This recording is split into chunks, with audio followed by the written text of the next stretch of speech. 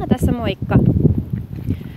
Multa usein kysellään tälleen keväällä, että miten sellaisen ihanan litteän vatsan saisi ensi kesäksi.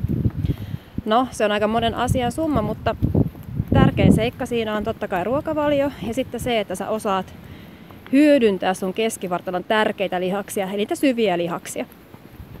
Eli vinot, vatsat ja sitten poikittainen vatsalihas.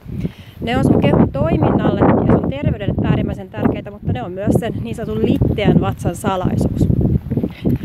Nyt sulla on erinomainen mahdollisuus lähteä reenaamaan näitä lihaksia tarttumalla Jukka Harjun tarjoukseen uudesta toiminnallisesta vatsatreenistä. Sulla on viikkoa aikaa ja tässä alla tulee olemaan linkki, jossa sä pääset osallistumaan toiminnalliseen vatsatreeniin. Mä laitan sulle myös vinkin siihen, että mikä yksi pieni ruokavaliollinen seikka, kun sä otat huomioon, niin tulee edesauttaa sua sun tavoitteessa.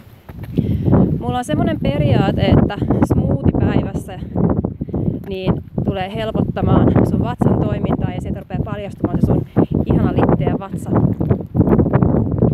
Eli kurkkaa smoothie-resepti talteen. Semmonen kerran päivässä ja sitten Jukan ohjeiden mukaan toiminnallista vatsatreeniä.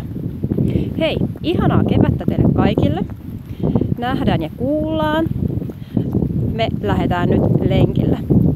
Moikka!